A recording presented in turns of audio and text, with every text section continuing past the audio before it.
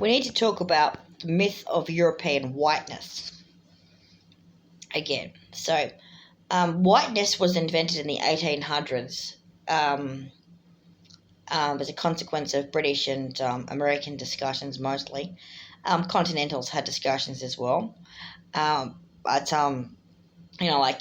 Teutonic people, about how their paleness made them ethically and morally superior to others, and having the right to control the world and stuff like that. So we also had Soren Kierkegaard and others talking about he was Danish, by the way, talking about how people when they go and visit a new culture and realise that it's different from their own, they might have some kind of culture shock moment and have to sort of recalibrate what they've learned and what they had, the information they had before. And so some people then adopt some kind of pluralistic worldview where you wind up with these people who went on holidays to Bali, and then they come home and have Buddhist statues, and they never speak Indonesian, they never speak the local Balinese language, but they definitely like to have their Buddhist statues as a gentle reminder of what it was like to be there.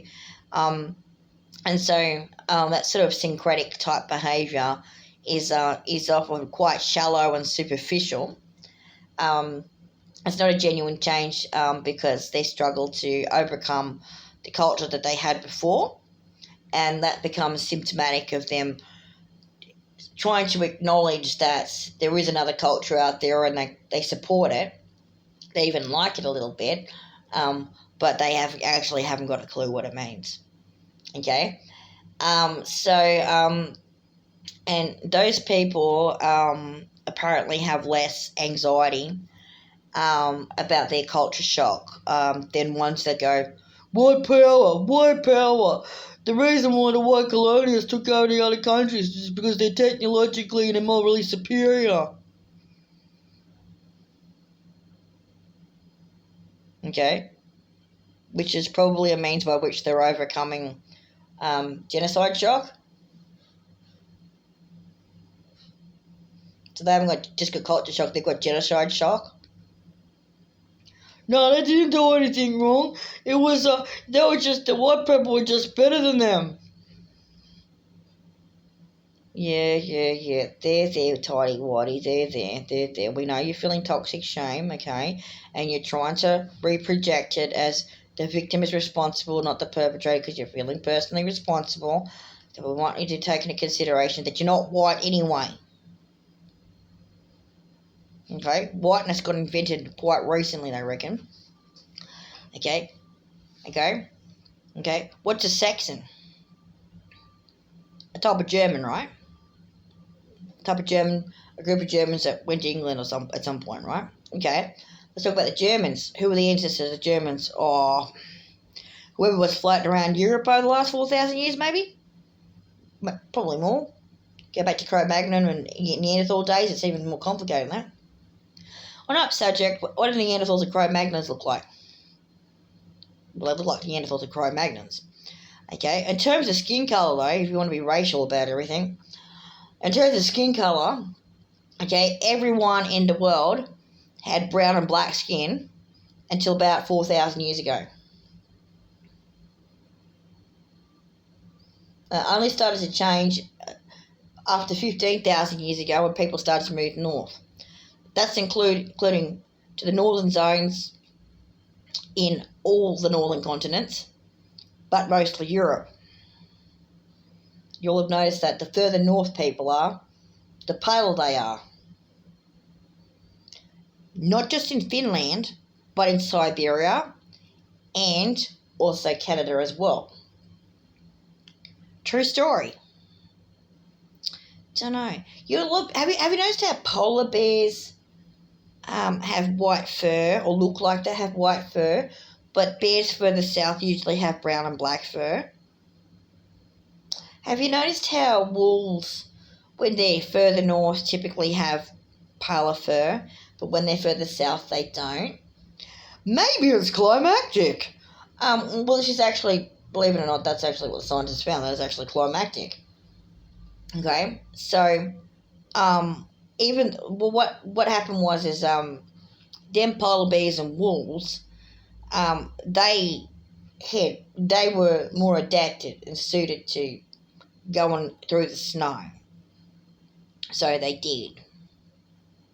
Okay, before the people could. Okay, those animals are more ancient than people.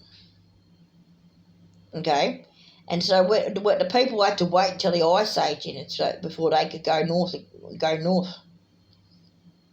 And when they went there, they were brown people who turned pale. And pale people started to appear about 4,000 years ago.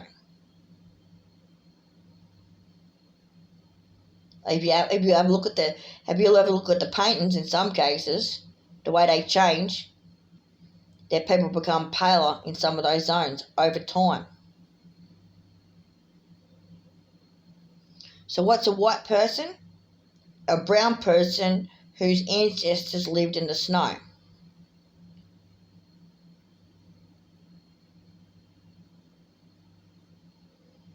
Yet you've got this thing going where whiteness is holy and blackness is evil. You know, the dark dwarves that live in the underground where the devil lives. But the devil lives in the air for some reason in Christianity. Don't know. The devil lives in both in the air and under the ground in Christianity. Christianity doesn't make any sense. But it's sort of ripped off Yggdrasil a little bit, and Yggdrasil has the elves the light elves in the sky in Asgard, and then the dark elves, they live under the ground, and they're bad and they're mischievous. When they start putting traits or characteristics on those characters, then you start going, okay, you can see how it's sort of discrimination then, because you might go, oh, maybe it's because like the sun doesn't reach under the ground, you know. It's up there in the sky. That kind of makes sense. If things would be paler up there, there's more sun there. You know? You go, okay, then fine. But the problem is that when they put the characteristics on them, them dwarves underground, they're deceitful, they're mischievous, they're bad. They'll steal from you. They're no good. And there's beautiful light ones from up in the sky. They help you and they're holy and they're good and they look after you. You should pray to them, and have one of them as your patrons, right? So in other words, people that look like the Nordics were good, and people who didn't look like the Nordics were bad. But the problem is Nordics are actually brown people whose ancestors lived in the snow for a while. So there's no such thing as white people. Everyone is a dark dwarf in disguise.